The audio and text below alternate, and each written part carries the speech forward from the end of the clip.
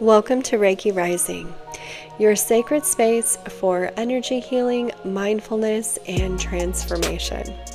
I'm Raven Waterblossom, a Reiki practitioner, teacher, yoga instructor, and intuitive guide. And I'm here to support you in reconnecting with your inner light and aligning with your essence.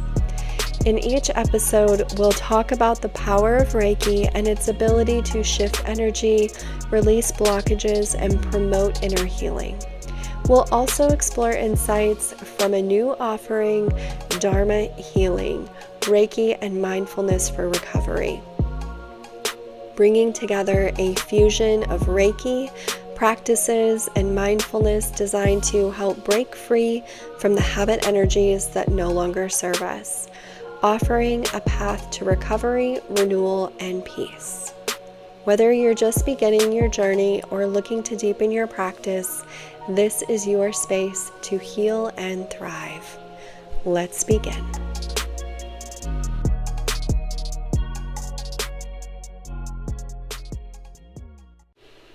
Hello, friends, and welcome back to Reiki Rising. I'm your host, Raven, and today we are going to be talking about a topic that relates to a new offering that I am bringing forward in 2025. I've been working on this for a couple of months, trying to kind of formulate the structure of this offering. As some of you may know, I have been practicing with the Spokane Sangha at Soul Center for a couple of years now, and they are a local nonprofit that works with the recovery community. And I would like to invite you just right now to think about, when I say that, what comes up for you. So just pause when you think of recovery, what comes up for you, just as I begin to share this. I think for most of us, recovery is often associated with overcoming addiction to substance abuse and misuse. And I think all of us have been touched by somebody in our lives who has experienced this, especially as we broaden the scope of recovery to include habit energy, any habit energy. So the work that Soul Center has done over the past, I think it's like 8 or 9 years now, Julia Hayes at Soul Center has created an adjacent offering, as well as held recovery Dharma meetings with the Spokane Sangha community here at Soul Center. Sati Seva, the adjacent practice, works with 16 mindfulness practices, and I've talked a little bit about this here and on other platforms. And I have primarily attended those offerings, and here and there I find myself able to make it to a recovery Dharma meeting. But it's all interwoven in this community, this support system of practices that are rooted in Buddhist teachings and philosophy. You don't have to be a Buddhist to practice with us. This is really focused on mindfulness and introspection. So over the past couple of years, and through my own journey with Reiki and energy healing and mindfulness and these practices of yoga, yogic philosophy, and really shifting my life to align with this lifestyle. It's a change of how I have lived my life in the past. I have really leaned into a lot of these practices, and part of my goal here in offering this is to create an additional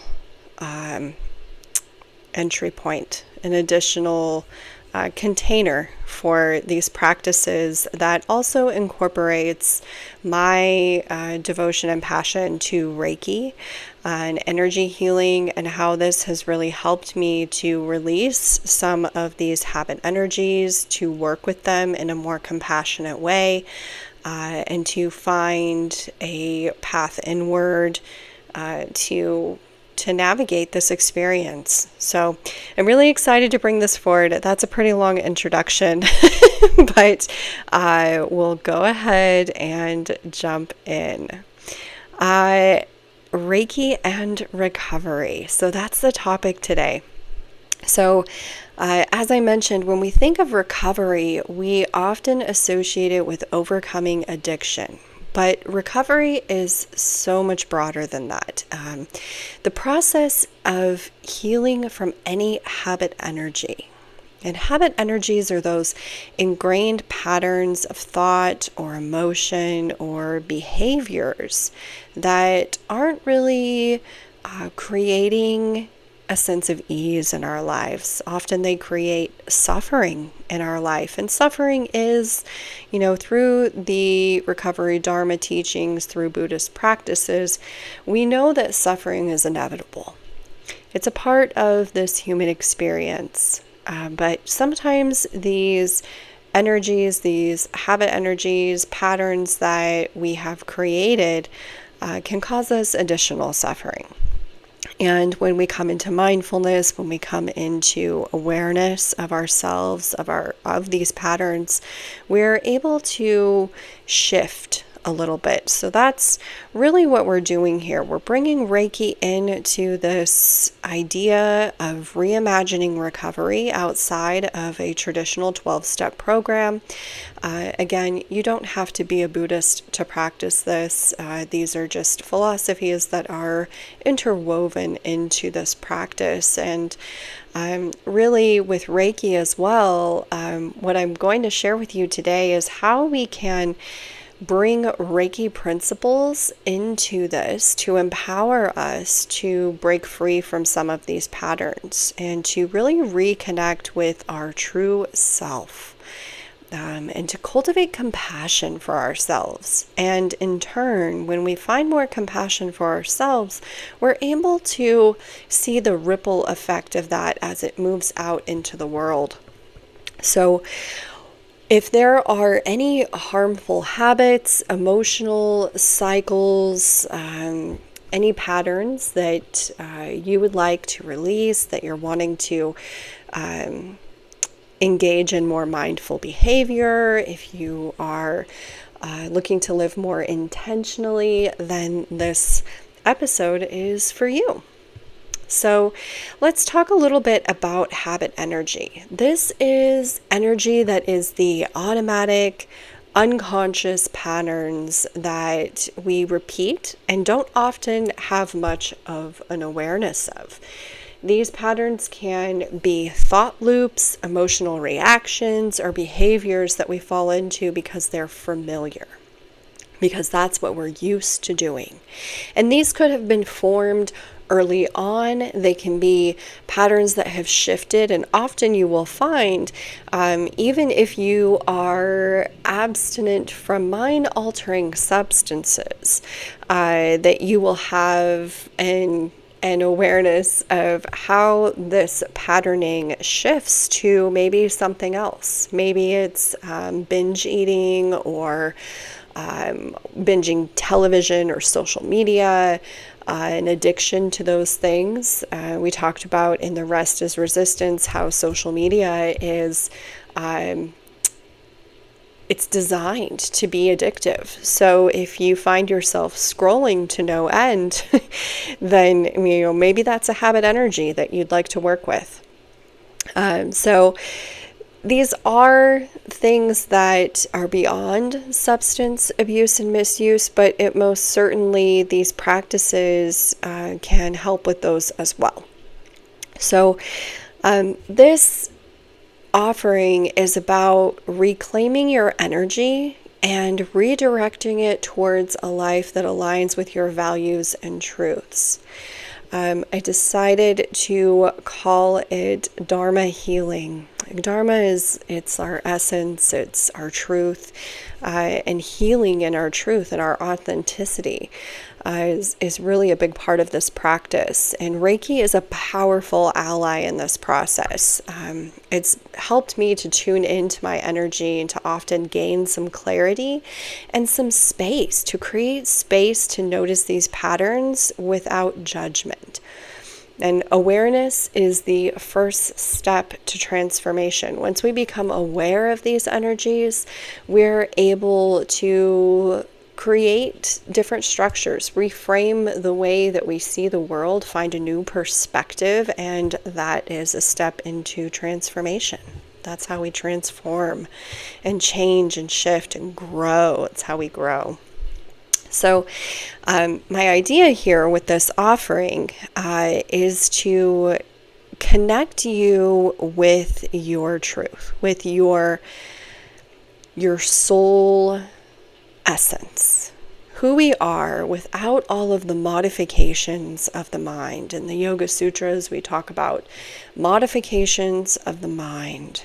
All of these labels and things that we attach to that define who we are. So for some of us, that might be a narrative that, an inner dialogue even, that we are not good enough, that we are, not worthy of love because we are an addict or because we partake in a substance. And while that may have effects and likely does have an effect on the relationships around you, the people around you, and with yourself, it doesn't define you.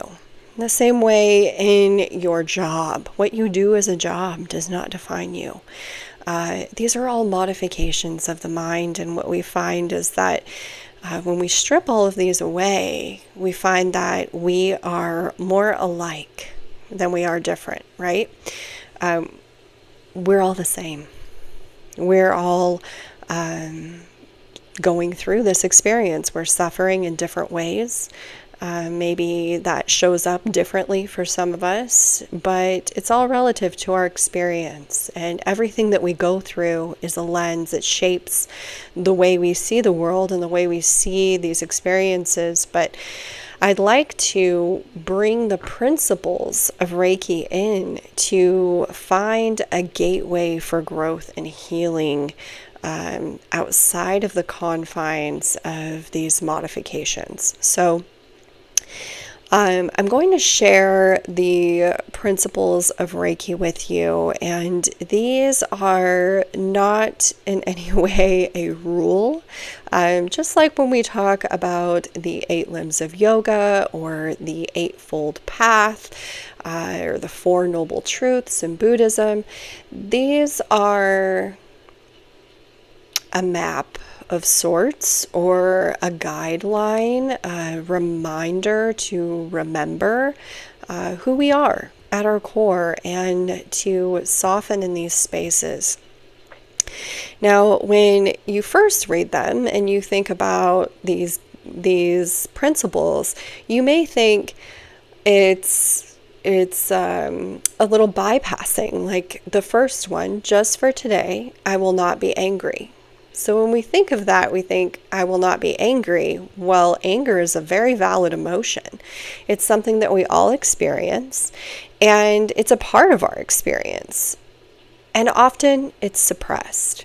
I've talked about this before. In whoever you are, however you show up, there's some narrative that we're either supposed to express or suppress our anger in a certain way.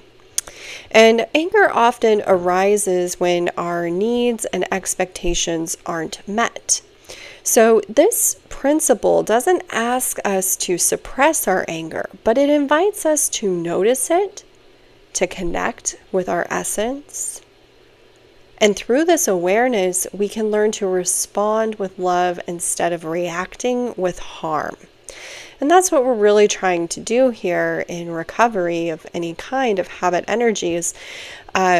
We may react to situations that are harmful to others or harmful to ourselves, whether that's lashing out or saying things that are hurtful or spiteful, instead of pausing to notice in our bodies, where am I feeling this? Where am I feeling this anger? What's going on here? And really connecting with sensations in our body, connecting with the breath, and finding a way to soften that anger, but still honor it for what it is, to express it in a way that is compassionate and kind. So that's a little bit, as an example here, as we begin working through these, I want you to keep in mind that it's not that we will not do these things. This practice is a practice. It is not meant to be perfect. It is not meant to be a rigid guideline, a rule book. It's meant to be a space where we can come back to this and ask ourselves, am I angry today? Where is this coming from? And then I'll be sharing in our monthly Dharma Healing practice hands-on Reiki placement so that we can send some compassionate energy and healing towards these spaces within us, that this may be arising, because all of these emotions are held in our bodies, in our tissues, and through Reiki and through movement and breath, we can begin to move these energies that are within our bodies and understand them better, and to integrate any teachings that they have. For example, if we find ourselves, getting angry, maybe sometimes this, arising from this place where our needs or our expectations aren't met, where does that idea come in that we have this expectation? What are the expectations that we have in this situation? And maybe where did that thought pattern come from? Maybe it comes from our childhood. And maybe if someone's talking over you, which, isn't skillful, maybe if someone's talking over you, you get angry. And you get frustrated. And I think we've all had those moments where we get angry or frustrated when someone's talking over us. And if we think about that and we walk it back a little bit, maybe that comes to a place where a seed was planted that your voice doesn't matter, that you don't know what you're talking about. And often that comes from childhood as well. That it's, you don't know what you're talking about. I don't value your opinion, anything like that. So when we hear someone talking over us, it's like, I just can't get a word in. And that's frustrating. I want to be heard. I want to be seen. I want someone to respect me enough to communicate with me in a skillful way. And so maybe we get angry and frustrated in that moment, but we think about, okay, let's walk this back and breathe. Let's take a moment and notice where that anger is in our body and send some Reiki, send some loving energy to those spaces in our bodies. And that way we can come from a place of awareness and we can respond with love and have a kind interaction. Our interactions, our anger does not have to be expressed in violence. It does not have to be expressed in that way. We can notice what it is and find a way to navigate that within and acknowledge it and express it in a way that is not causing harm to others. So that's just the first principle. So each month we'll be working on one of these principles of Reiki, and these will be ways that we can find a gateway to navigate these situations that present themselves in our lives. I'll just go through these. I won't expand on every single one of them to the extent that I did the first one. And, I will be sharing more information in these. I'll be recording these sessions as well, and possibly I'm not quite sure how I'm going to structure this yet, but maybe they'll be coming to this podcast. I am going to be uploading them to Substack for sure. I like to have lots of different entry points for people. Some people prefer different platforms or the way things are disseminated. So keep an eye out for what that looks like. I'll be sharing more in the coming weeks as I kind of figure out the logistics of everything. But I did want to share this all with you today just to give you some idea of what this practice will look like. So moving on through the principles, the second Reiki principle is just for today, I will not worry. So when we think about worry keeps us stuck sometimes in fear and uncertainty. It can be difficult to make a decision. Or maybe we're overwhelmed or worried about something that's going to happen or might happen possibly. So this principle reminds us to trust in life's process, to focus on the present moment, because that's truly where our power lies. We can make choices. We have free will. Yes, there are going to be things that happen in our life based on those choices, but also just that happen. But if we're focused and worried on the future or on the past of, beating ourselves up over our past behaviors or experiences, we're kind of getting ourselves stuck in this habit energy, this cycle of fear. And it can be difficult for us to move out of that. We feel stuck and like we can't move forward. So when we find ourselves in the present moment, that's where we are truly powerful. We are present with our emotions, with our bodies, with our experience, and we can hopefully, over time, cultivate tools to find ease in making decisions, in moving past those feelings of fear, so that we can move forward into whatever that is for you. The third is just for today, I will be grateful. Gratitude shifts our mindset from a place of scarcity to a place of abundance. Now, all month long, we have been practicing cultivating gratitude in yoga classes here at Soul Center with me.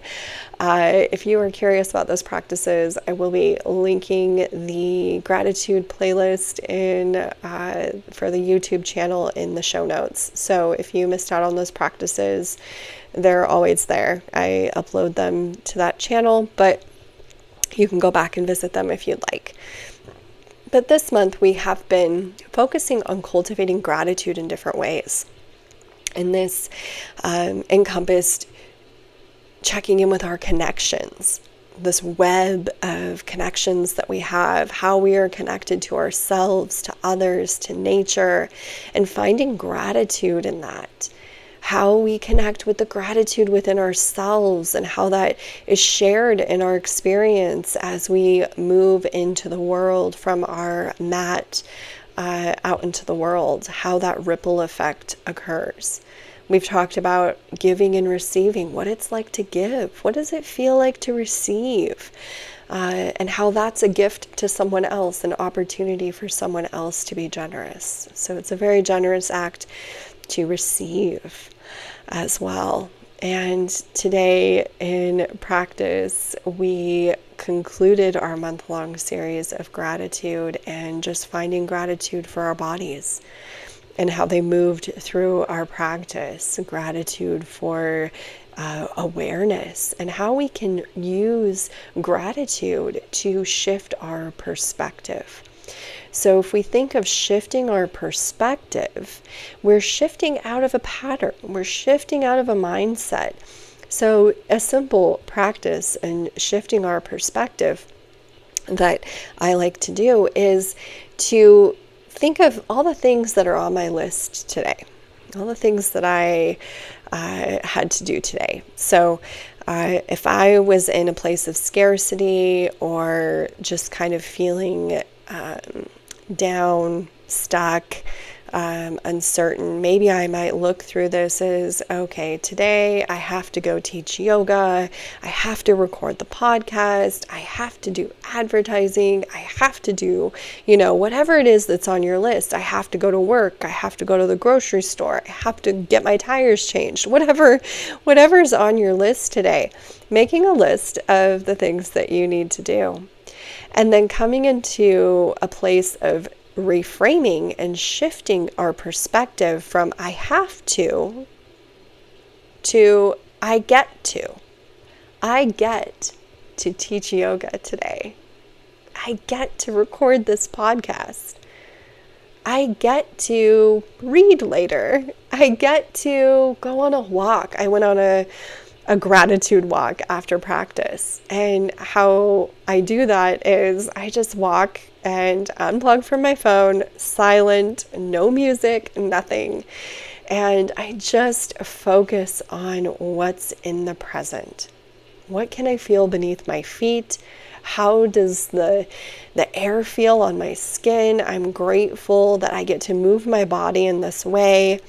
Logistically, I'm just right next to the river on the backside of Kendall Yards, this development, and I get to walk down to the river, and I can stand next to the river and just look down and see all this beauty in the way the season is shifting, how the air is changing, how my breath feels differently in this season than it did in the fall or in the summer. How I breathe and move through life is different, and it's not better or worse. It's just different. But I get to experience that, right? I don't have to go on a walk. I don't have to go practice yoga. I get to move my body. I get to connect. So we begin to shift our perspective into an abundance mindset, into a heart-centered mindset. So I spent a little more time on this gratitude, on being grateful, but that's, it's something that is really the heart of these practices. So literally the heart, it's in the heart space. So moving on, the next one is just for today, I will do my work honestly. And this has to do with integrity and being authentic. And this is a cornerstone of empowerment. When we are truly ourselves, when we are as authentic as we can be, kindly authentic, which can get, out of balance if we come into the energy centers and maybe we're not skillfully communicating or clearly communicating or talking over people when we express ourselves. Finding balance here is important. And that's what this practice is about. But when we are authentically expressing ourselves in whatever way, through speaking, through writing, through painting, drawing, art, music, dance, whatever it is, that is the ultimate act of self-love. That is the ultimate act of love. To express ourselves authentically is an act of self-care. Just think about that for a moment. It's an act of self-care. When we show up fully and when we align our actions with our values.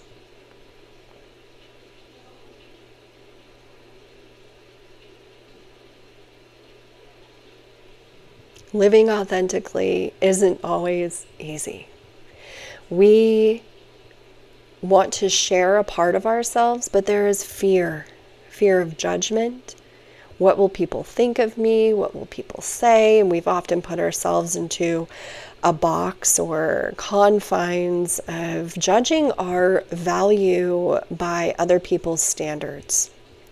So authenticity can be a little tricky, but when we're able to be authentically us without the modifications of our experiences that may lead to habit energies. Without those traumas or those experiences that have shaped these habit energies, we are being kind and compassionate to ourselves. We are being loving to ourselves. This is what we're here for. We're here to, I truly believe, to share our gifts with the world. And one of those gifts is who we truly are. We are a collective, but we are also beautiful individuals. And as we learn to lead with our heart and lead with authenticity, we show up differently in the world. We show up differently, and we're more kind to others in turn. The last one is just for today. I will be kind to all living beings. As we just learned, kindness begins with ourselves. When we treat ourselves with compassion, it extends to others, and we create harmony in our relationships. This is, again, not rules, they're practices. So being kind to all beings may be difficult, especially in challenging situations where our ideas don't mesh together. We don't believe the same things. We don't think the same way. And sometimes that brings up some conflict and some lesson there, teaching for us to look inward. We have the opportunity to look at, why am I struggling finding kindness here? Or, looking at that as an opportunity to soften, to shift, and to find compassion, and to honor everybody's experience. We all have those modifications, and some of us are doing these practices and some of us aren't. And sometimes acting with kindness is just realizing that we're all experiencing this in a different way. And maybe we can find some equanimity there, and just to accept things as they are and do what we can to be kind and lead with kindness in the world. I truly believe that empowerment begins with compassion for the self. When we love and accept all parts of ourselves, even those ones that we struggle with, we create a container and a space for healing. Self-compassion isn't about excusing our harmful behaviors. It's not about bypassing our difficult emotions. It's more about acknowledging those parts of ourselves and understanding them, taking time to care for them. And this is where Reiki comes in. Through the practice of self-Reiki, we can connect with our energy. We can soothe our emotions. We can hold space for all of the parts of our being. This practice teaches us to approach ourselves with kindness and to reduce the harm that we may cause to ourselves or others out of habit energy or reactivity. When we meet ourselves with compassion, we naturally shift how we engage in the world. And this creates a ripple effect of healing and empowerment. We are modeling the behavior, the actions, the love that we wish to see in the world around us. I'm going to share just a couple of practical tips that will be a part of this practice as we begin to practice in these offerings. So these are just a couple of steps that you can follow when you see habit energy arise. So when you become aware, and these practices help us to cultivate awareness, but when you become aware that you're in a triggering or activating situation, the first step here is to pause. Take a moment to breathe. The pause creates space between whatever's stimulating this situation and what your response is. Take time to pause and then reflect.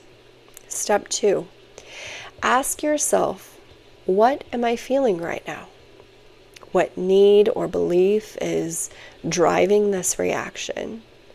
And by naming it, we bring it into our awareness. The third is to practice self-Reiki, placing your hands over an energy center or over the space that you feel this energy arising in. Maybe it's your heart or your solar plexus.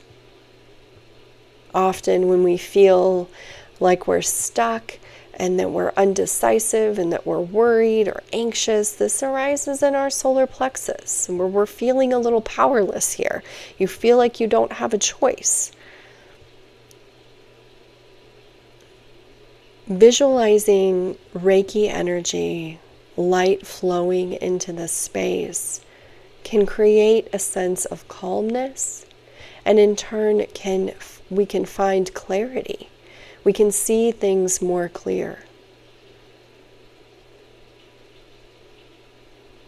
The next is to repeat a Reiki principle. Choose something that aligns with the moment. If you find yourself overrun with thoughts and a loop pattern of worry and anxiety, just for today, I will not worry. And let it guide your mindset. It's also important to hold space for this. Just for today, I will not worry, and I will allow myself 5 minutes of worry. I will give myself the space to worry, just a little, but I won't get stuck in it, right? A book I recently read, Everyday Dharma by, I don't have it in front of me, I think it's Sanjil Gupta is the name. I will link it in the show notes. And he talks about, it's a really beautiful book. I highly recommend reading it if you are, if you're anywhere in life, it's a good book to read. But especially if you are feeling stuck somewhere. If you are feeling like you don't know what your purpose is, you feel like you're not doing what you should be doing, it's a really, really good read. But one of the practices that he highlights is giving yourself 5 minutes to worry. Setting a 5-minute timer, maybe a little hourglass timer, or setting a timer on your phone if you'd like, but just allowing yourself the space to worry, because when we avoid things, when we avoid our emotions or thought patterns, they are going to persist. That's just how our minds work. It's asking us, when we have these activated energies, it's asking us to visit that space, to explore this. There's something to learn here. So giving yourself that 5 minutes, let yourself worry. Until that last grain of sand drops, let yourself worry. See where it goes. And then come back. Come back to your center. Let that be the space, the container for that. And come back to your self-Reiki practice, or to breath work, or to a grounding exercise, or a meditation. So many options here. The last is to respond with intention. Take action that reflects your values and your authenticity. This could look like setting a compassionate boundary. Boundaries are an act of self-care and an act of love. There's a beautiful recording practice from Sate Seva on boundaries as well that you can find on the Soul Center podcast for Recovery Dharma, for reimagining recovery.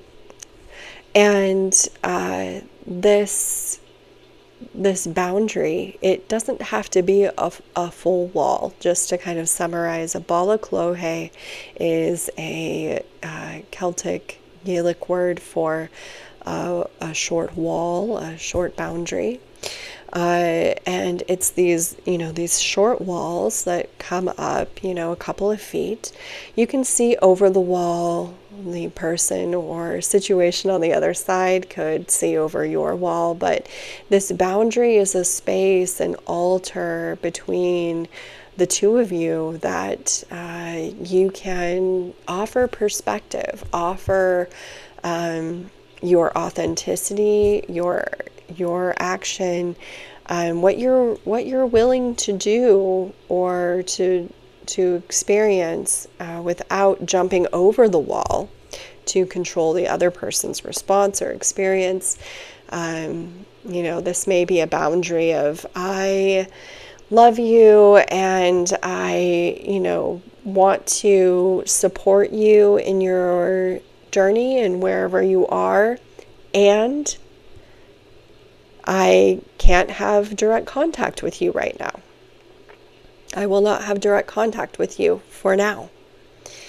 That's a boundary, and that's healthy. And if that's what your boundary is, but the point here is to take an action that reflects your values and authenticity, to offer kindness.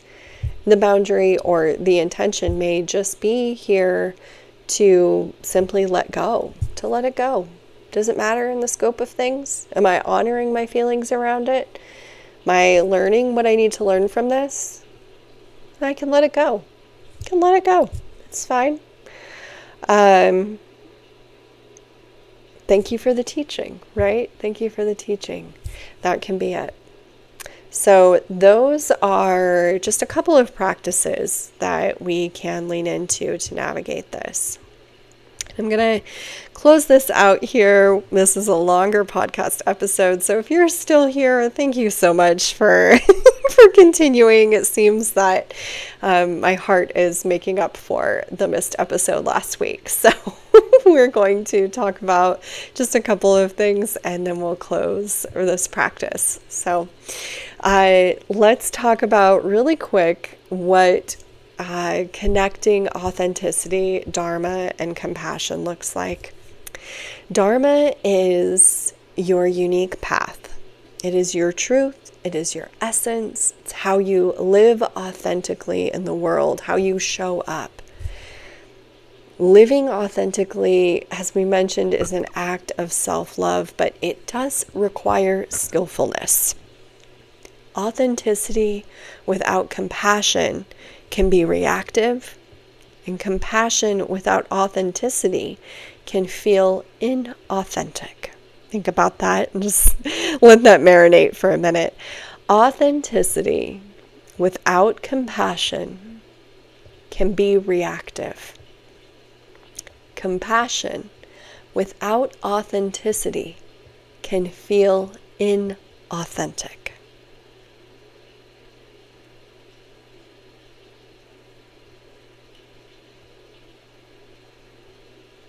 What does that bring up for you? Think about it. What does that bring up for me? Oof. So when we balance these forces, when we bring our authenticity and compassion together and align with our Dharma, with our essence, the truth of who we are and our values and how we show up in the world, how we want to show up in the world, we can empower ourselves to live in harmony. We bring it all into harmony. Our experiences, our past, our present, and how we are going to move forward, our future, all into harmony. And Reiki supports us in finding this balance by helping us to connect with our truth, with our experiences, and to express it in a way that honors ourselves and others. I'd like to close here just reiterating that this is not about perfection. Recovery is not about perfection. It's about growth. It's about awareness and empowerment. And these principles and self-compassion are tools to guide us through this process. So, as we close out this episode, I invite you to reflect on habit energies in your life. Think about what patterns are asking for your attention and your healing, and not in a way that we're taking stock of these are all the negative things I do. I even struggle with the word negative. Like it's just is. And maybe that isness is causing some suffering and some disharmony in your life. So we're meeting this with compassion and with understanding that these things are here. But how can we bring compassion to ourselves as we navigate this? How can we do that? That's the question. That's what the practice is about. So this practice will be starting. It's a pilot project. We're going to see how it goes. Maybe we'll extend the time of the practice out a little more to a full hour.